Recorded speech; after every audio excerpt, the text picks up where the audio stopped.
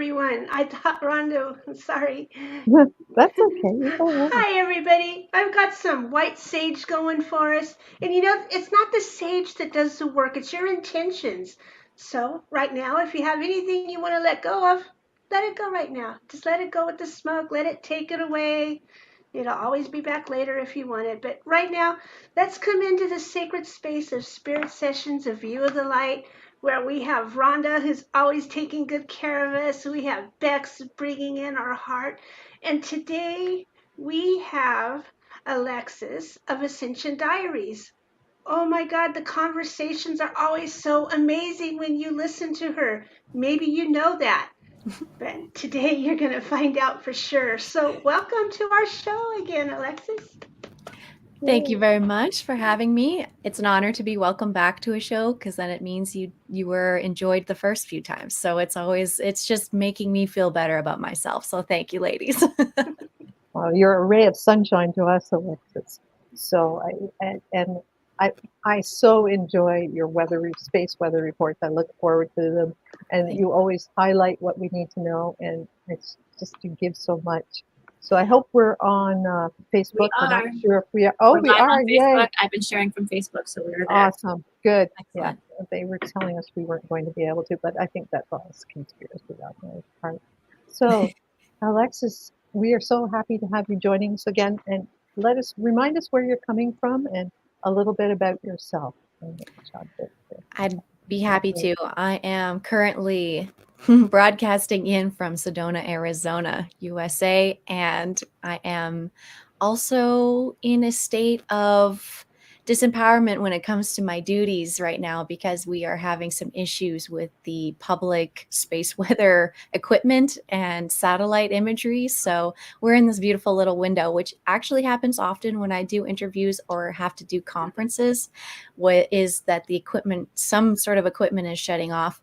And I believe it's probably some sort of beautiful synchronized moment where, the equipment's not there, but I'm here and we're physically feeling that we should be seeing something on the equipment, which is why a lot of people know it's not working. They're all checking it right now and they're finding out that there's nothing there. So I make joke about it because it happens so often, but there is a lot going on. And we were going to do this episode about the eclipse to kind of move through the eclipse situation, see how it was, what we picked up from it.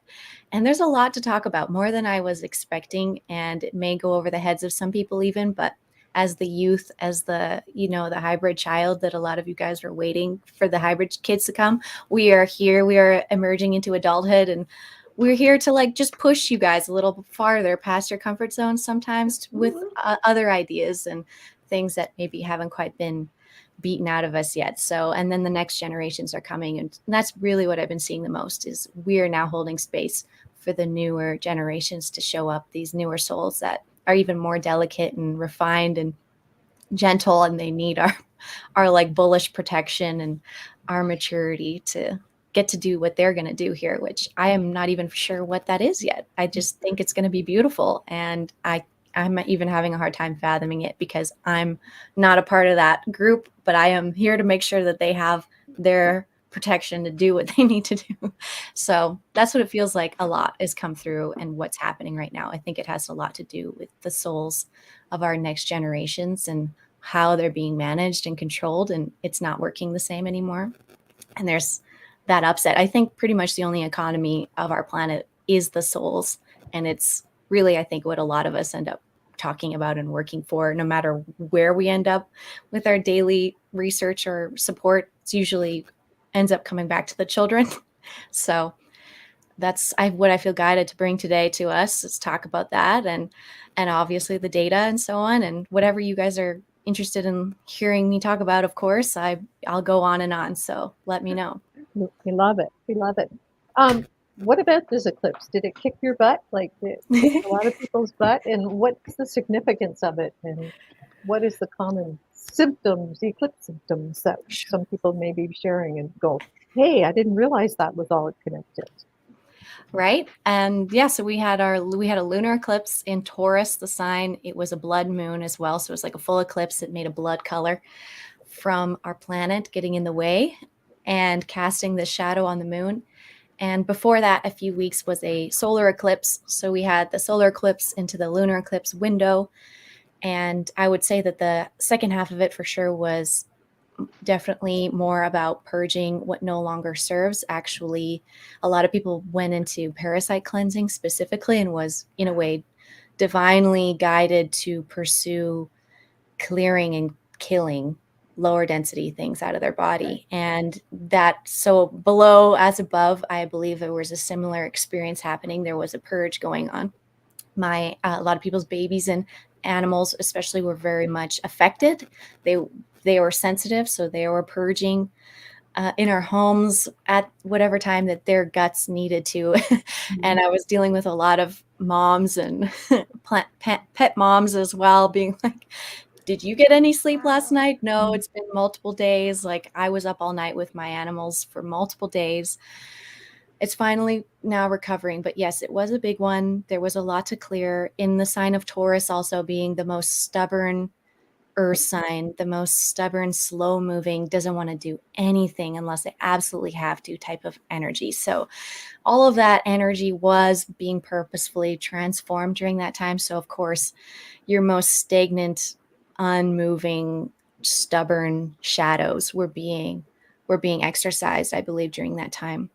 And I was also watching the sun begin to produce a lot of sunspots, which is also connected to human turmoil. Basically, it's a similar reflection. So the sunspots coming towards us, which they are, when they began facing our planet, that's when all the equipment started coming down. Just a couple days ago, we were waiting for the sunspots to get directly towards us, and then it was like, and we're losing data like crazy, which is very common. Thankfully, I've been doing this a few years. I'm not as concerned about it now. Clearly, there is people who are paying attention and watching, being paid. You know, the military is taking care of it for the most part. And then we civilians get to, I would say, pontificate a little more, be a little more feminine about it, and also show, in a way, our masculine side, being like, we want to know this. We are fine with the raw data. Show us what's going on. Educate us. You have to replace yourselves. You know, all of these scientists have to replace themselves. People have to keep doing this, having the interest in this. And that's what I'm here to promote also, is promoting the interest in the astrological, astronomical movements and stuff, because although there are some universities you can go to, like there's one in Anchorage in Alaska where you can do the space weather education. I know somebody who's taking online courses for that. And there's University of Tomsk in Russia, which we get the Schumann resonance data from. They do that work. They had blackouts too. They took out a chunk. They didn't take it all out. They took out about like 5 hours a couple days ago. What don't they want us to see? Do you have any I feelings assume of that?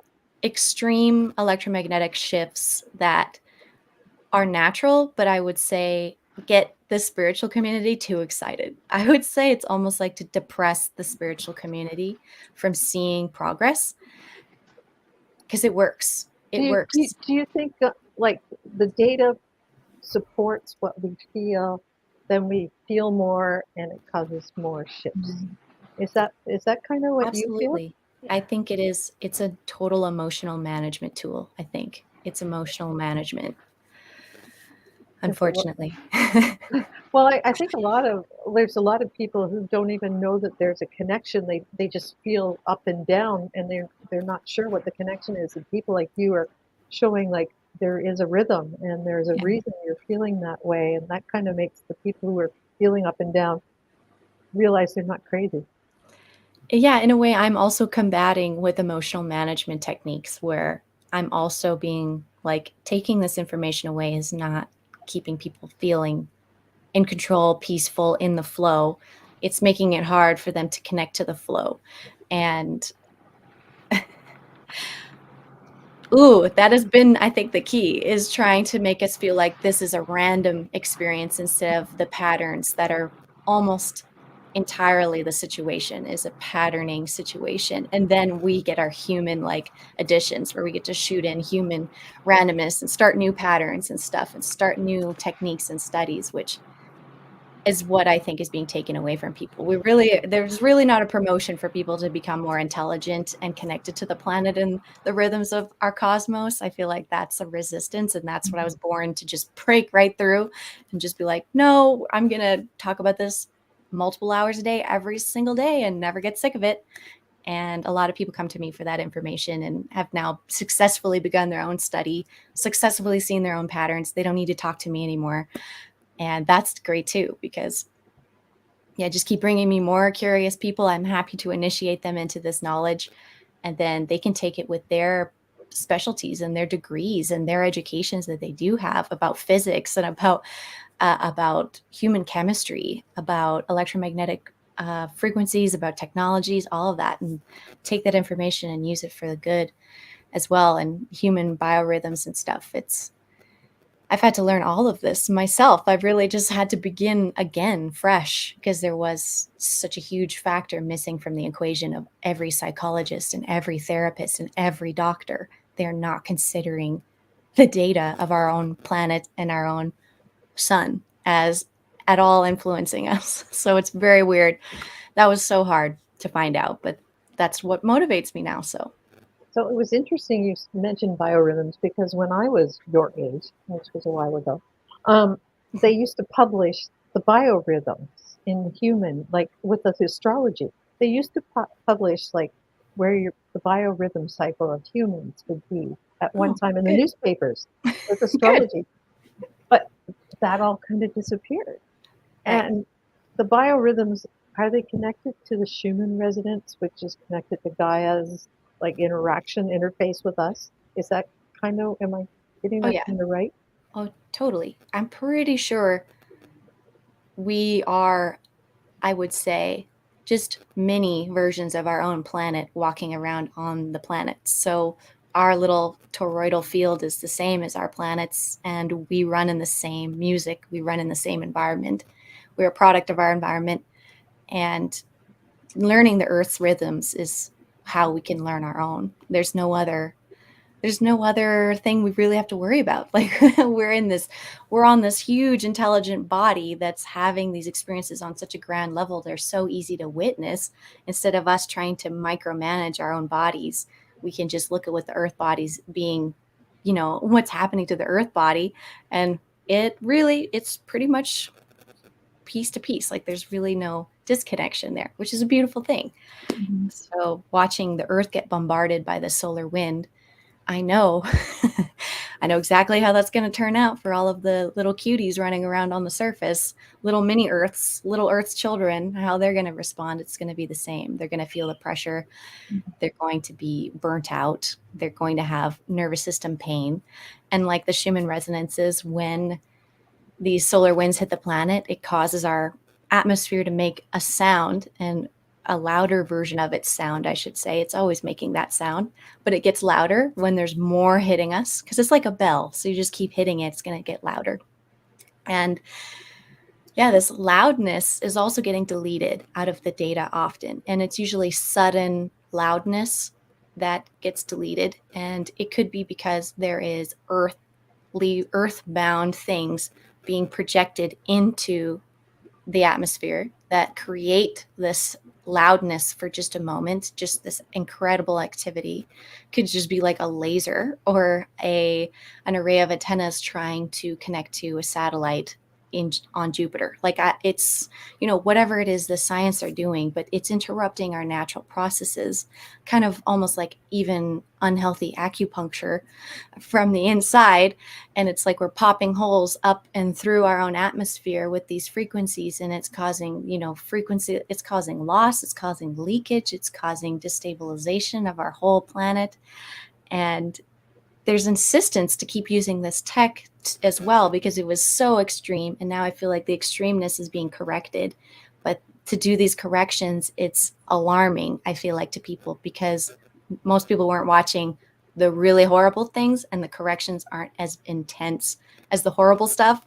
But the corrections look like the horrible stuff, and they look like attacks, in my opinion. So I think that's why they also take it out, is so they aren't being painted as the bad guys while they're trying to fix our atmosphere from back in the day when they were doing way more experimenting with it, and nobody had a computer or even a phone, like, to talk to each other back when they were doing telegraph and so on. There was events back then that they explained away as the sun or so on, but it could have also been an atomic explosion that went wrong on Earth, and like other issues that could have happened that they're That took out the whole Eastern Seaboard electrical system.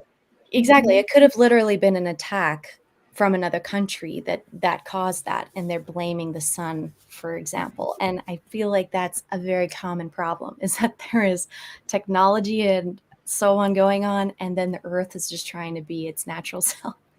And so I'm watching the Earth do its natural thing, and then I'm watching all these very sporadic random additions, and some of them are benevolent. As a psychic medium, that helps. I can get some information. Some is benevolent, some is not. And it's weird. There's so much stuff getting worked out right now. But I know we need to repair our atmosphere, and I think everyone knows that. And the electromagnetic field needs to be nice and strong, because the solar cycle is about to get more intense. We're about to get more pressure. So our system has to be super healthy, so we don't get over radiated and everybody gets cancer or something. Because I think during the last solar cycle, there was a major issue with that, which is why a lot of people got cancer back in like 2014. 2012, 2014 time. I felt like cancer was just everywhere. And it could have literally just been because our atmosphere was not strong enough for the solar cycle, and it caused a lot of people to like mutate poorly. And due to what's in our atmosphere also, like all of these unnatural elements and stuff that they're spraying around to try and replace the natural order, they're using unnatural things because that's all they got sometimes, I feel like, and it caused a lot of issues. And I'm hoping this round, I'm getting the message this round, it's going to be better for us. I think we've gotten through the hardest part, if that helps. But now we have to educate through all of that drama, and it's just impossible. I feel like it's impossible because there's so many countries, so much drama all happening at once all the time. But the goals, we want the same goal. We're all trying to come to the same goal, where we want our planet to be a livable space, so we can keep experimenting with consciousness and ourselves unharmed, and not just like ruin a planet before it's time, just out of complete ignorance. And I think that's also why a lot of us have hybrid or ET sort of experiences too, because there was, I want to say, cousins and family from other planets and star systems that came to help out because it got so complicated here. And I assume it's because it's basically a library planet. In my opinion, there's so many experiments happening at once. It's a very habitable place. It's a precious place, I think.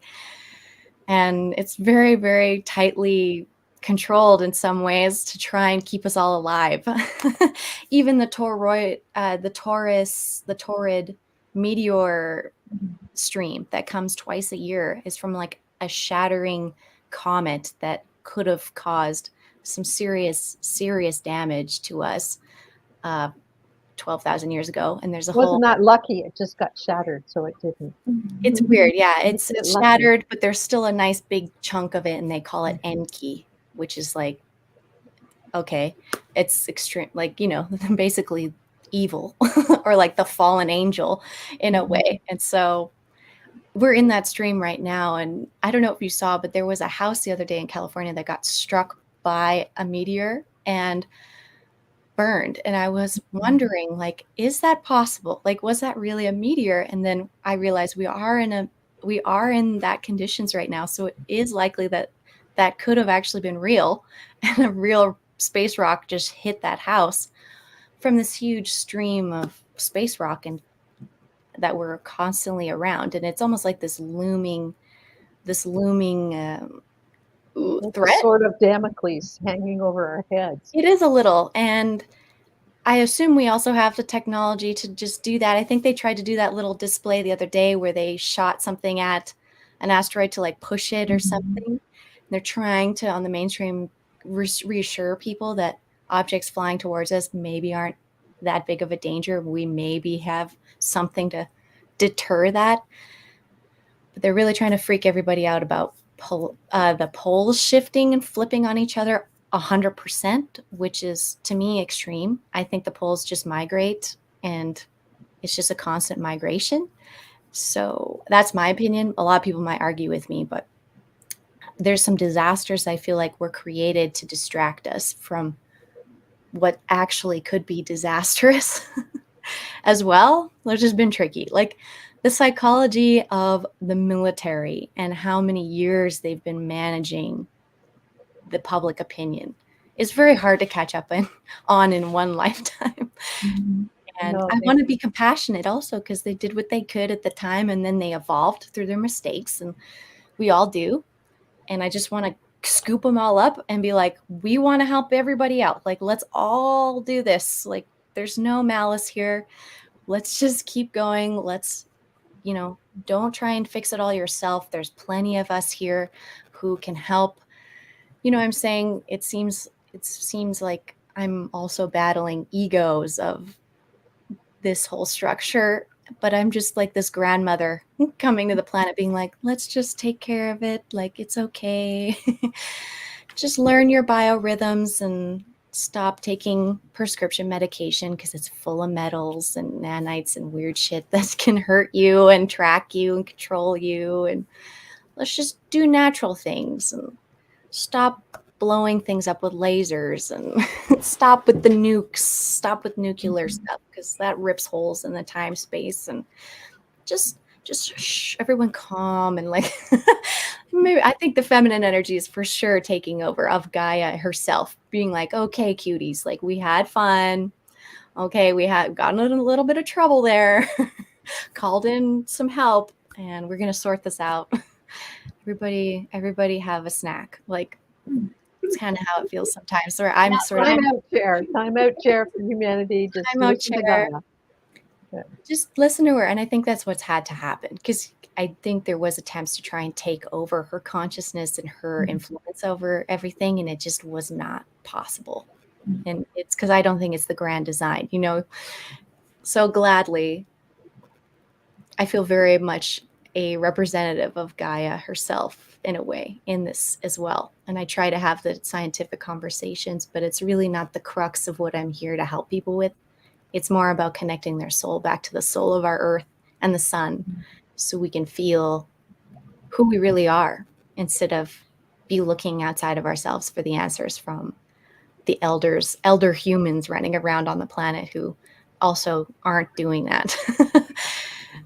So the sun and the earth, there's a dance there that goes on, isn't there? Like yeah, it's kind of like a dance. So it's beautiful. when And it's when dancing with other planets. It's like a polyamorous, sun. He's making love and shooting energy at all the planets. I watch that often. That's why the astrology is fun, because that's how it works. So when he I call him he, sure shoots like a big wave of solar wind at us, Gaia kind of responds to it by pushing back, or does she kind of retreat? How does it work? How do you find she has a natural barrier that's all 360 around her, and just facing the sun. That barrier does get pressed closer when the solar wind's pressing it closer. It doesn't break. Sometimes they would say that they're scared that it's going to break and then we're just going to get slammed, but it's not going to break. It's stronger than ever. Honestly, I've been watching over the years, and I think they're doing something to improve our magnetic field. Also, the pressure on us makes the magnetic field stronger. So it's this beautiful back and forth system. It's like the two magnets that can't touch, like you press them against each other all you want, but there's this force that keeps them in their own energies in a way. And this pressure on us is the reception of more than usual information from the sun, but that pressure is always there. It's always there. It's just sometimes stronger than others.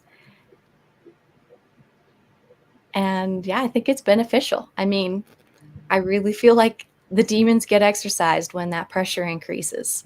Those who cannot be in this resonance anymore have to be moved on and sloughed off, sent back out into the space stream, recycled into light? Recycled, yeah. And there's this whole organic process of the breakdown as well as the buildup of natural life. And the breaking down process is not revered like at all. I feel like on our planet there is such resistance to that process of then breaking down and returning the elements and doing something else with some energy. I feel like there's a lot of entities and stuff here terrified to break down and die, and they're doing anything they can to not experience that process. But it's just as beautiful as the birth process, in my opinion.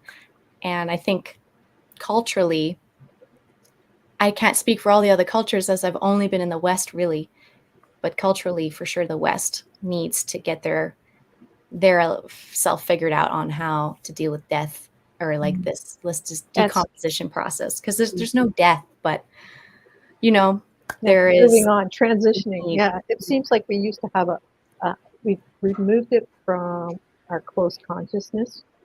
We used to be so involved with birth and death, and now we take it out of the house, right? Yes. People don't die at home. People don't die, and now we're starting to come back to dying at home and home births.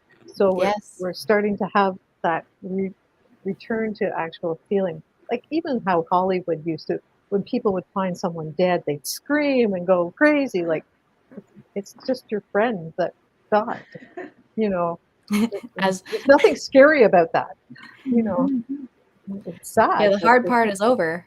Yeah. Graduation time. Yes. But yeah, it's the way I've been learning about dying again and how to properly die in these bodies. And they say you literally just have to leave someone's body untouched for 3 days, because all their cells are still trying to die off and let go from their metabolic process. So if you do anything to the body in those 3 days, you're torturing the soul. Wow. And so can you imagine? Like I can, but it was like, we need to start teaching people not to mess with the bodies after they die for like a few days, because you're tormenting people. And I was like, good to know. Some people are the death doulas, and some people are the people who work with the birth. And I'd say as more of psychic medium, I get to be like the intermediary. Like I get to hear the messages from the incoming and the outgoing and how it went. And people being born, they're still having a tricky time. They're the people being born. I've had a lot of people have a lot of miscarriages and even stillbirths and issues like that for the last few years. Like it's tricky. And dying also seems to be it's a torturous process. They're torturing people through their death, like by not letting their body rest, by constantly pumping them with stuff and trying to keep their vitals going and artificially keeping them alive, and torture. It's like soul torture, unfortunately. And if anyone's hearing this and they have somebody who maybe is leaving in a hospital, but they're being hooked up too much, maybe for your own passing, be like, I don't want to go to those places, put me in the bed and hang out with me as I slowly fall asleep and finally leave, sleep forever. It's supposed to be a more gentle process. And birth is supposed to be a way more orgasmic process than they let on. And I've learned that. Again, I've had to learn that, which is insane. I've had to learn that like through books. It's amazing. But the bringing into birth situations, orgasmic need, like to allow the body to like pull and push this energy as it was when you conceived the child as well. It's important, and people are so taboo about it, and it's supposed to be painful and and there's a lot of changing. I mean, people are trying to walk out in the ocean and have the dolphins help them still, and they're not letting people do that. So that's another concern. There's a lot of resistance to the natural flow of life and death here. It's been a problem. Yeah, I can see that. Bex, how have you felt for the past week? How has it been affecting you? All over the place. It's been all over the place. I've been, like today, I'm super tired. My sleep cycles have been complete shit. I'm waking up every couple of hours. I have trouble falling back asleep. I have trouble staying asleep. And it seems to have caught up with me today the most. I've been able to push through, but today I'm just like completely zoned out and just kind of absorbing. Dreams have been wild and vivid and crazy and all over the place. I keep dreaming. It's funny you're talking about birth, because I dreamt about a friend having a baby. Then I dreamt that I had a baby, and my my factory shut down. There's no more babies coming from me. But I dreamt that I had a baby girl, and I'm just like, what is happening? What's all these birthing dreams going on? Big theme right now. Yeah, it's crazy. I don't have too. birthing dreams ever. Like, it was just weird. And the friend that I dreamt about that had a baby, she actually went through IFE to have the one that she has, and he was her last egg. So like, it was weird that I would dream about her having a baby when, you know, that was something that is virtually impossible for her at this point, as well for me. So it's wild, but beautiful. You know, they're very beautiful dreams and experiences. Okay.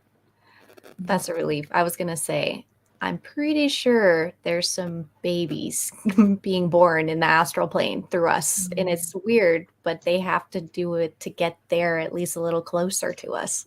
It seems like I'm doing the same. I was rescuing a baby, my own baby, and trying to explain when or how I had it. And then I recalled the ETs helping me have this baby in a dream, and then was trying to explain that I think this is what happened. And then I had to like escape an entire embassy in some random foreign country full of archbishops and all these weird religious folk. And I was like running out of the building with this child, like busting through windows, as I do.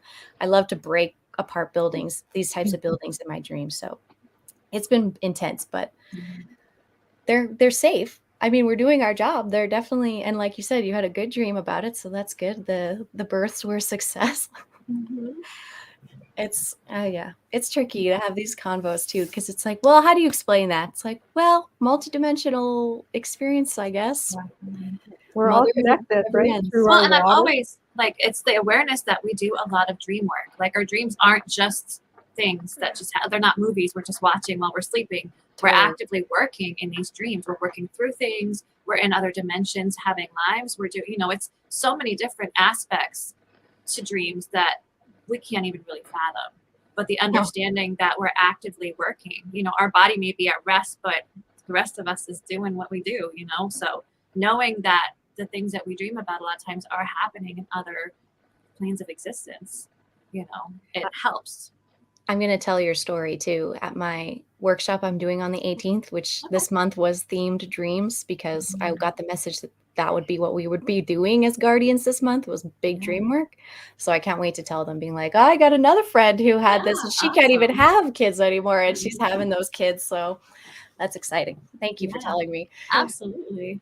It's all synchronicity. Teresa, I know you've had dreams this week. I just know. I'm not psychic. I just know. Well, you know, I have. They're not the ones that come to my memory and mind, but there was a child, a young child I was helping. And I can't figure out why I was helping him, but he was little, and it was important for him to get to somewhere else. And for some reason, I was the only one that could get to him from here to there, where things would continue. So I don't even know. That was like a couple of days ago. So I don't know what that dream was. Yep. That's all checking out. It's funny about the themes of dreams. Eh? Yeah. The fact that I'm even having them and kind of remembering it. Waking up is like waking up every few hours and thinking I've slept all night. And then I realize, oh, it's only 2 a.m. 4 more hours. But is that part of the eclipse and the moon energy, how it affects our... I assume so. I assume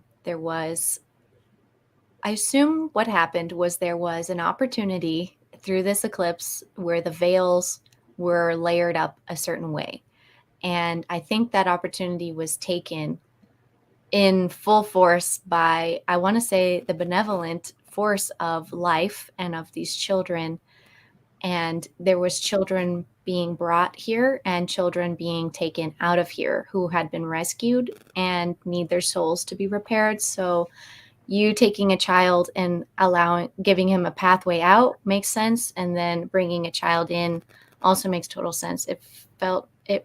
I cannot tell you how many synchronicities I did get about it, where I thought it was, again, I get a little excitable sometimes, but I don't try to get too excitable, because especially when it comes to kids, I want to be respectful, because it's a very serious matter. But I feel like I did see a huge plasma ship come out of the sun on the 2nd of November. I felt like I felt it land here. I watched the radars. I saw storms clustered over where I thought the ship landed. And I then came upon other even military people saying, oh, we successfully saved a bunch of children this week, and a lot of them are being adopted off planet to prepare their fractured souls and stuff. And even my own family and their souls are involved in shuttling these souls around, which I didn't exactly know, but I got a huge, synchro about that. And it's a big duty, I feel like. And I feel like it was a major success, but also there's that resistance there as always. And now that that portal has kind of ended, I feel like there's a lot more like the cleanup almost, where the rebuttal and the flashback kind of from losing all those souls and losing all that raw energy from the parasitic structures that were using them. They're obviously screaming and crying and flailing around in their disempowerment, not knowing what to do. And all we have to do is just be like, you are part of God's creation. Like, you can just accept that about yourself and just be with all of us and not try and, keep it all to yourself. I think that's a major theme that's being kicked up from this too. But I'm glad that children are okay. And it's amazing. Like, the even the concept of such a thing would be so out of bounds, I feel like, to discuss on a normal mainstream way, but it is going to have to somehow bridge, because people are having these dreams, many of them during that window of time. And I'd like to see if anybody else has had dreams that are listening. Just comment and let us know.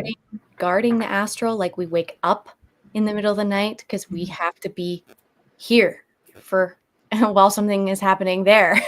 And then we're up there and some people are awake down here. And it was very... This question has come to me out of left stream. So, what do mushrooms have to do with all of this? Oh, yeah. So the Mushroom Collective also came in a lot during that time. And it was more, I find, for the adults who were here, who are doing this work and repairing the damage that TV and radio did to their brains, to basically disconnect and fry all their nervous system and all of their cell connections and their ability to think, basically. And I think the Mushroom Collective can just weave us all back together again in our brains, especially at a much higher rate, and our guts. And they actually just in Colorado, just recently, like in the last few days, have been doing some pursuit of making them decriminalized or some dumb thing. This is an intelligent race, these psilocybin mushrooms, and they're going to do what they're going to do, in my opinion, to help the ascension. And we just get to see how maybe the earth control structure wants to think that they're controlling the situation, but they're not. But there's this win, I feel like, also in the popular culture of it being accepted as well. But I got all those messages, and then I saw that the Colorado thing was happening, and I was a little bit surprised, like, oh wow, okay, so they're really serious, they're really getting in our face. And that particular area might be one of the most controlled evil spots. And they did previously in Oregon just a few years ago. They fully allowed, I think, everything in Oregon, kind of like how they did in Portugal. They decriminalized everything. And again, Oregon was a majorly dark area, in my opinion. And in Portland and all that area was extremely extreme. Like, there was some very, very bad things going on there. And then they legalized all things, which could be also, the blood they harvest off children is legalized, like decriminalized, all those fun things, they allowed everything, right? And then, but the benevolence then gets to go, okay, and just like run ahead of everyone without that competition, and clear and recorrect a lot of people and spread that mycelial connection between our souls again. And they get something out of using our bodies. They get perspective and as well, because they're fruiting bodies, but they don't walk around. So I never thought of, like, I know how important they are in communication, right, throughout the forest and everything. So if they're part of our bodies, if we ingest them, whether it's lion's mane or cytosylum or whatever else, then they begin to become almost like us, like And some people get possessed by them because they have too much in their system, and then they're basically get taken over for a little while until we digest it out of us. But I've had that issue too. So really, I think little tiny bits, like just dusting it into your tea every other day will help replenish your your serotonin levels.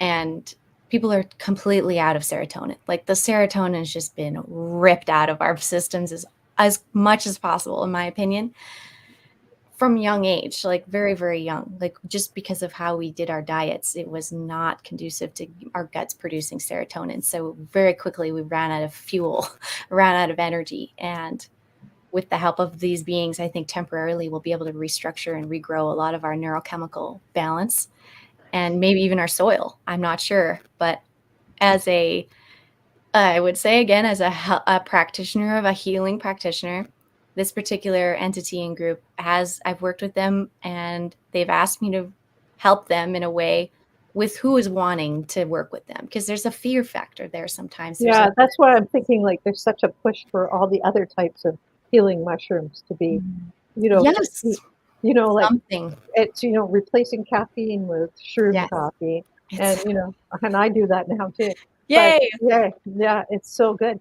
And just going like even just going and foraging for them and, and learning about them. It's like, it's a whole new like renaissance of that almost. I did come upon them by accident on my birthday when I did grid working, growing out of a cow patty, which I had never seen in my life. And I was just shocked. And we didn't go anywhere else. We found them and then we were just like, we're going to sit here amongst literally cow shit and mushrooms. And we were like, this feels like the good spot. And we sat there for like an hour, 2 hours talking just amongst the energy of them. And it's similar with the cannabis plants also. When you're actually just sit amongst them growing in like a field or area, you don't need to engage with bringing them more into your body because their aura is the same. So we don't even have to ingest these things. You can just touch them or have them growing healthily on your land and around. And even that I feel like is helpful. And even the feng shui was big yesterday. I had a client come in. She wants to renovate feng shui for us and bring more of that to our awareness and how our body is the temple and our home is a reflection of our body and our temple. And for some reason I'm bringing that up, but I feel like we're going to be aware of this intelligence more and even be able to hurt it less and contact it less and ingest it less, but have it in our body, in our home, and it'll still be protecting us. So as below, so above, or whatever it is, like you're going back to our toroidal field, right? That we are the reflections of Mother Earth, and when we bring these things into our space, that it helps reflect Mother Earth's energy more. I agree. It reminds me of Cryon, what Cryon had said about the tools that we use, like with crystals and things like that, and any tool we use, that once we've used it, it becomes a part of us, so we don't have to keep using it. It's already there. Yes, every hoarder's dream. We can get rid of it, but get more. I don't want to get rid of my crystals, though. I don't either. They're friends. I still like them. They're still here, but we don't have to have them on us all the time, so it's the reminder that once we've used them, once we've connected with them, not used them, once we've connected with them, they're a part of us. And that can be with anything that is natural. I still have my kit that I'm taking to the hospital with me. Good. Yes, because they need it. And exactly. I just need the delivery. Yeah. We work for them is what I've been hearing. Like they're like, we get to be cute and you get to manage our lives, and the pets are the same. They're like, you work for us. Right. Oh, my cats definitely make sure I know that. It's true. Definitely. This world really belongs to them, it seems like. We're just paying our dues. I want to mention also the comment somebody mentioned on the YouTube saying that they also had a dream about children and that they actually felt them physically touching them in the dream. That was that lucid. And I want to say, yes, 100%. The lucidity has been a major factor where I'm physically being touched and hugged. I also had an ET contact the other night where I was introduced to I want to say like somebody's a hybrid, but he was like 25. And he wasn't a child really, but it was another physical lucid experience where I knew that was not my brain. It was, I'm actually having a different experience right now in my dream time. And again, that's why I'm doing the workshop on my Patreon on the 18th, because there's so many things about dreams that happen. There's so many different things that can happen, and how you use it to code your day and then move forward. Also, dream with your heart. It's amazing. But yeah, the little kids, I've been feeling them too. And it's amazing. Like, I've never really been into babies, and I think I have trauma because I think I have been doing the hybrid mom thing for quite some time, and it runs in my family. So the baby thing's hard because they take them away.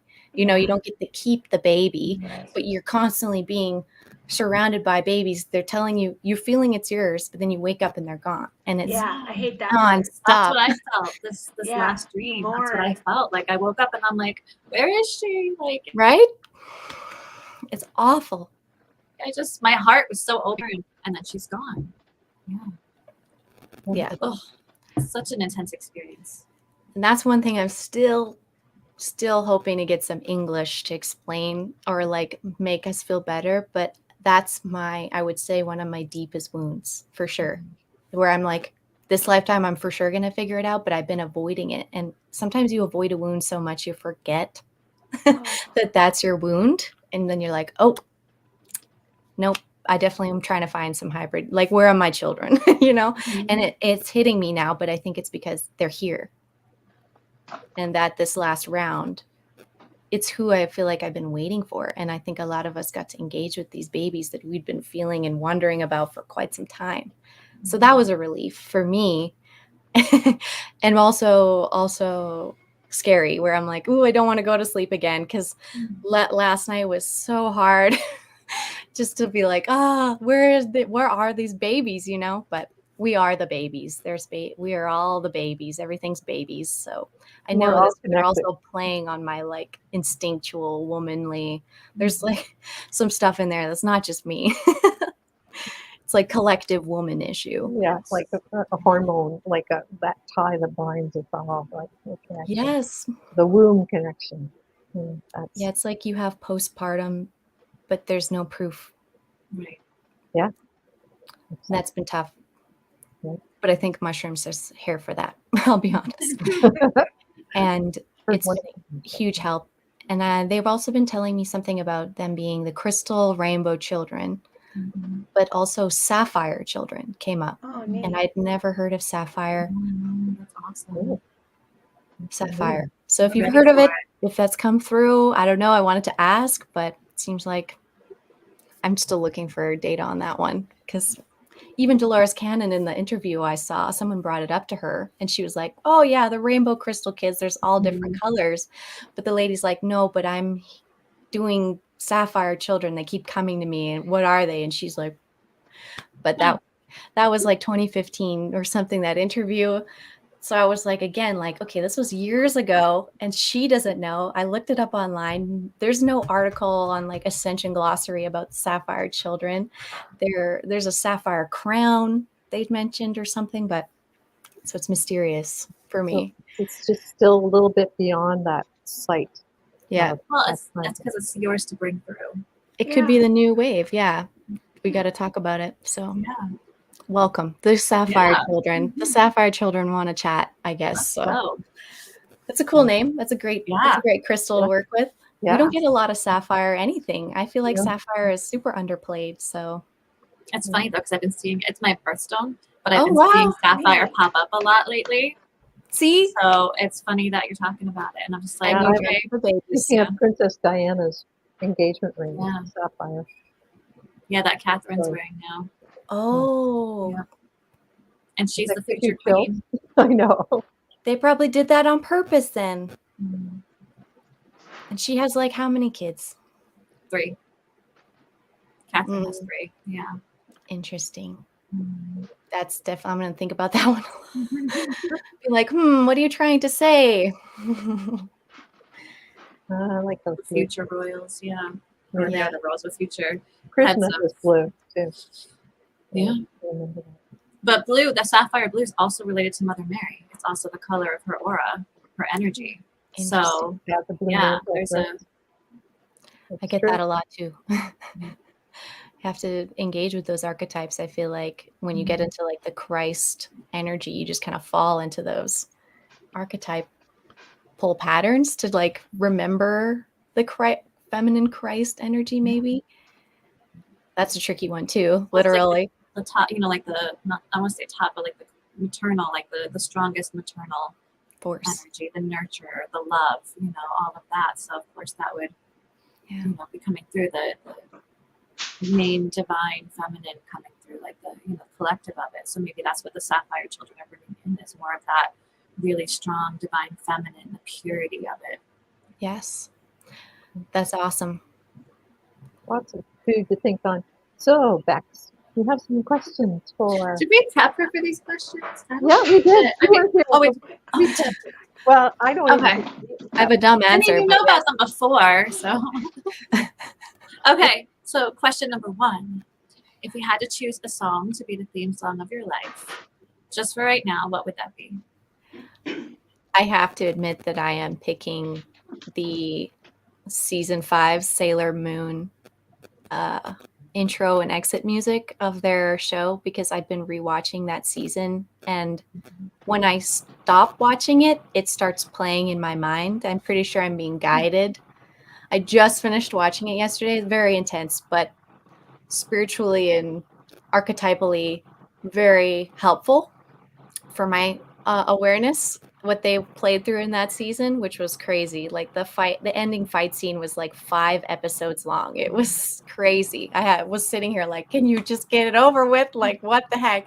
But that's that's my theme song right now. So all the Sailor Moon energy, and just being, because they talk about a star seed. You're a soul of a star protecting over a planet. And all of these starseed had gathered on Earth because the final battle to basically steal all the star seeds was going down. So was unsuccessful.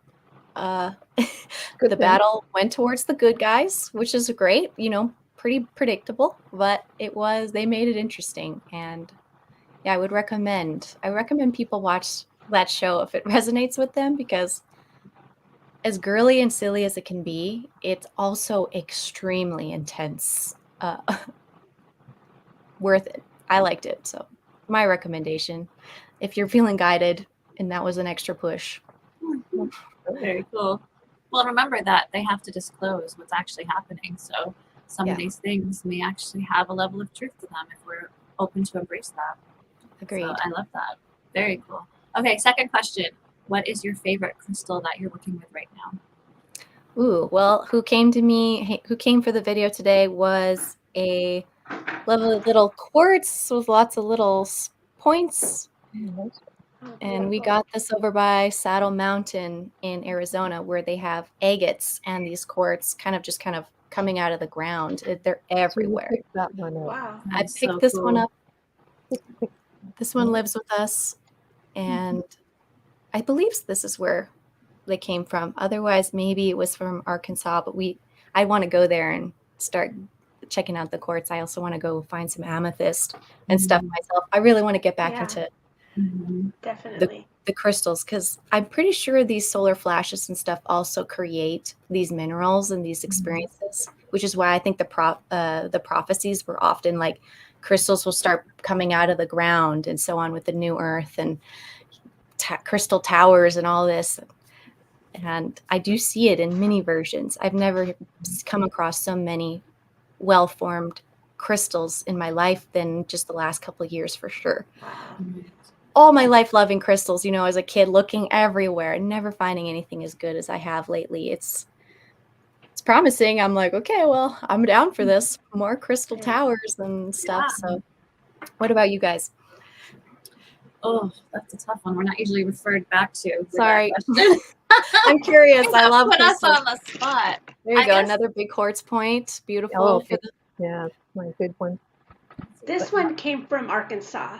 Oh, there you go. Beautiful. We're all doing clear. I had a few of them. I put one in my water to drink it. I told it to go ahead, download, and so I put it in the water and stuff, but not this one, because I don't want to break off that little guy right there. Yeah, delicate. I guess one of my favorites right now is my celestite. Ooh, Oh. love that one. Yeah. It's gonna Beautiful. I never go too far so without mine. gentle. Yeah, I love that energy. That's gorgeous. But I also love my selenite that I have everywhere. Like, Yeah. I have can't get enough. selenite crystal balls. I have selenite So we can plates. bring out our like, wands or selenite This is, wands. yeah. I've got a whole shelf of crystals literally right next to me, so I could keep going. But You can just Yeah, we could too. I'm surrounded.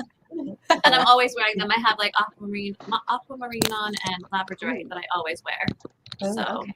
I I'm love wearing the amethyst and a Herkimer diamond today. Yeah. Nobody's wearing sapphire though. We got to get some No. sapphire. Yeah. No, but I have some in Actually, my I room on am the right grid. here. I'm Oh, wearing it Oh, right yay, there. Bex. Good for This is you. my birthstone, so I wear it. Yeah, every day. there you go. So Yep. you're the sapphire child I was looking for today. Yeah. There you go. I found you. Yeah. Virgos. Yes, Virgos. Thank God for Virgos. So recently, I mean, just recently, like in the last week, have you had some UFO contact besides the ones that come through your dreams? Have you seen some? Yes, I believe I was getting tested again because I had failed previously a test where they walked a hybrid or a little ETs into my space, and immediately my immediate reaction in the astral plane often is like protective, like who goes there sort of energy, because I do claim my space in the astral. And I think that's very important. It's even when these are happening, it's like you still claim the space, but you are now the host of the space. And this is a guest who is here to see how polite you are, pretty much. How much of a good host are you? And that's what it felt like. I had some friends with me. We were all having a fun time, already sitting on the floor, like laying around, on your tummy, rolling around, talking, whatever. And then someone was like, oh, I feel like my friend or my whatever is about to come here. And I was like, excuse me? And I look, and down the stairs into this like walkout basement comes this very tall man, young man. He had a long, elongated neck, elongated limbs, and he was probably around 7 feet tall. But he looked 25, and he had the face of a 25-year-old dude. And he was very subdued and kind of polite. And he walked over in his weird way to me, and my animal instincts were immediately like, what is this thing? And it was like, don't let them feel your fear, because that was how I lost the last test, was I was too afraid. And so it was like, just pretend like you're not afraid and it'll pass. Like, let the animal instinct go. And he sat down cross-legged on the floor, and I kind of just walked it, or like I kind of like was on my belly, and I kind of like army crawled over to him friendlily, like, what's your name? Like, my name's Alexis. He told me his name. I could not pronounce it. It was like not a name that I could think is fathomable. So it was also like, okay, this is buddy's not from here. And it was cute. It was like these beings and these hybrids want to be amongst us and hang out with the other young people, young adults, but they are freakish and to us, and will make us go, what the hell, in our current cultural state. But then they showed me beings like him walking amongst other, normal heighted humans in like an airport, and just walking amongst the crowd. And they have this kind of like swaying walk because they're much taller and their necks are longer. So they're kind of like swaying around a bit, but they were happy and wanting to be amongst us. And I believe it is because they are a hybrid of us and another race. And they're trying to basically integrate and participate with our society and normalize all these different types of hybrids, because they're mostly human. And so they want to be with us. They want to be amongst humans because that's who they think they are.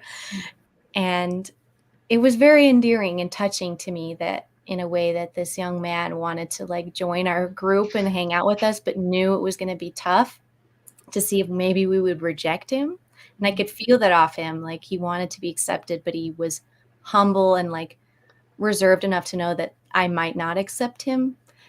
And so it was very polite, the engagement. But he had, you know how our eyes have more of a solid ring around the color? Mhm. It felt like his was not as solid, like there wasn't as much of a solid barrier between the whites of his eyes and the color of his eyes. It kind of bled into the whites of his eyes a bit, and it was like a light hazel color, and his hair was like a blondish reddish color. He had like a normal, I don't want to say, maybe like, he looked kind of like any like he had like a squarish jaw, kind of longer face man, young man, but he was clearly larger than us and whatever. But he kind of hunched over himself to try and make himself small and be a part of the group. And it was very funny how lucid it was. But we accepted him in, and it was no problem. But I can't pronounce his name, which I guess that's going to be a bit of an issue. So we need to figure out some other way to call each other things, maybe, and maybe make nicknames for each other and stuff informally. Maybe will help with that, because whatever language they were raised on is very Maybe hard. I'll have to go to sign language. Could be, yeah. Where we sign them, you know. I mean, you can call me whatever you really want. Like, you don't need to have a name, really. It's sort of like the angels. They don't care what you call them. Right. They just But call he them. wanted to be included, wanted to hang out with the other young adults and giggle at whatever we were doing. I didn't even know. It's like we were just hanging out in our house. So it was cool though, but it was eerie because it could feel the approach, and it felt like it was a contact experience. It really was. And I've had many lucid dreams, and I'm active and doing stuff, and everybody's human. And then once in a while, no, there's one that's not. And they make themselves known. It's like, I can't focus on anything else. There is clearly a non-human hanging out with us or following me around. Very rare, though. It doesn't happen too often, but I don't mind. And I really have a lot of empathy for the hybrids, I feel like, and how they want to experience Earth and humanness and get to evolve their own races through mixing and working with us here from the conditions that they were from, which may no longer even exist. Like, they may not have anywhere else to go. So it feels like galactic ambassador kind of is an underlying thing that a lot of us are also being trained in. And I've seen enough contact people talking about these dream contacts where they set a stage in your mind and then they approach you in your own environment so you feel comfortable. So I've been prepped mentally for it, but I'm glad I passed the test. I felt like I was friendly and respectful to him enough, for sure. For me, the next time it'll be even easier. And the less human they look, it is obviously going to be harder to relate to them. But that one mention of like, we are all one, walking around in different suits, basically. So it makes it easier just being like, oh, I look like that as well. And own it. Yeah. Instead of make it an outsider or an other. I'm trying not to other anything. I feel like that's been a major healing process. We naturally want to other. We're taught to other things. Right. But instead, I've been learning that there is nowhere to go. So you can just absorb it all and claim it all as your own creation anyways, and get a kick out of it, being like, wow, look at me over there. I really showed out on those lions. Like, lion me is pretty cool. And that planet out there, that's another intelligent entity, and that's also me in another perspective. And then the astral projection becomes a lot easier because you can just see through the eyes of all these different versions of yourself. And I think that's where we're going, is more lucid dream, more astral projection. So clearing our pineal glands is like number one. Like, get as many channels as you can, especially the good channels, get up the upper astral, jump upward, go to the higher harmonic universes and the star systems that are more evolved and advanced and stuff, and reattach to them and connect with them more. that's what I like to do in my work, I guess, is encourage that too. Encourage. Yeah. You're reminding me of so many dreams I've had that I'd forgotten about. Like just all this last bit here. Like, you know, I've had, you know, I've seen flashing lights in the sky. I've seen clouds that weren't clouds. Yeah. But my only real experience with seeing anything, you know, extraterrestrial or extra dimensional was seeing a triangle shaped ship outside my bedroom window in a dream. You know, seeing it hovering there. And that was the only, like, and I'm just like, oh, I've never had an experience, but that was an experience. And I know that was. But also having dreams about, you know, flying, the dreams of flying are my favorites always. They are just like, I feel so happy.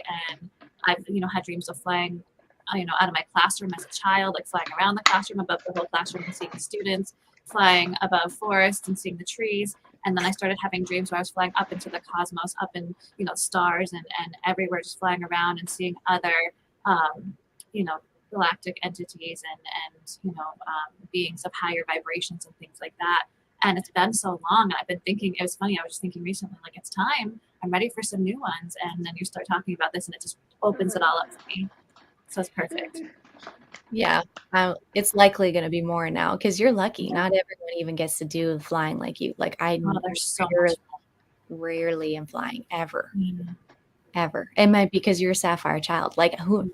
I mean, just let you take your win. You know, I'm jealous, but I wonder. You know, your outer planets on your natal chart. It's coming to mind. I think maybe that also has to do with how you engage with the dream space and how free you get to be.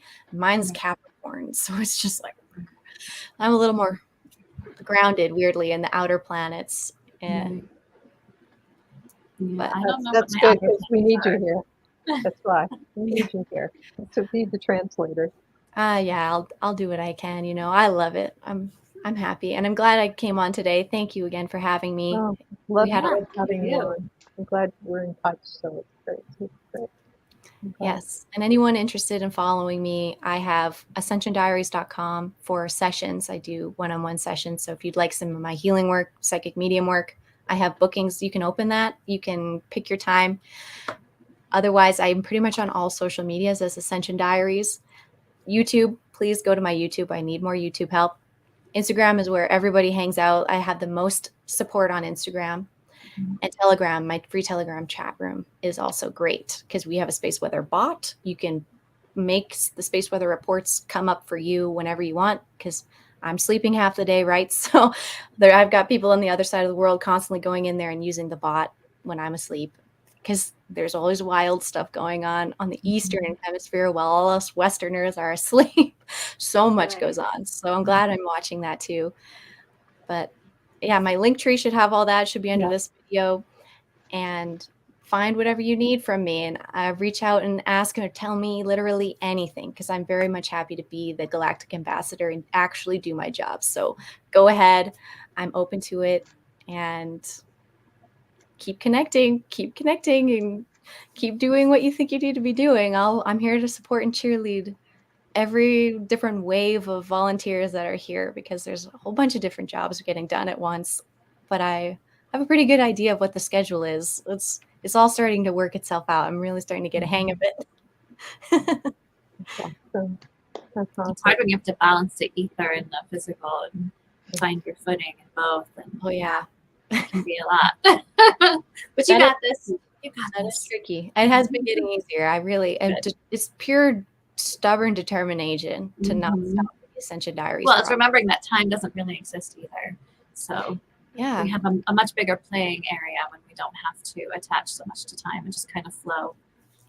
It is so freeing. Okay. So Bex, do you have the winner for this? I do. I have the winner of the Egyptian Soul Spa meditation, and that is Susan Aaron. Congratulations. Oh, yay. Susan's on today. Yeah, I saw her earlier. She's popping in. Congrats, Susan. Yes. Thank you so much for hanging out with us, Alexis. It's been so much fun. It's always so much fun when you come on. It's such an enlightening experience. We'll keep an eye on you and keep listening.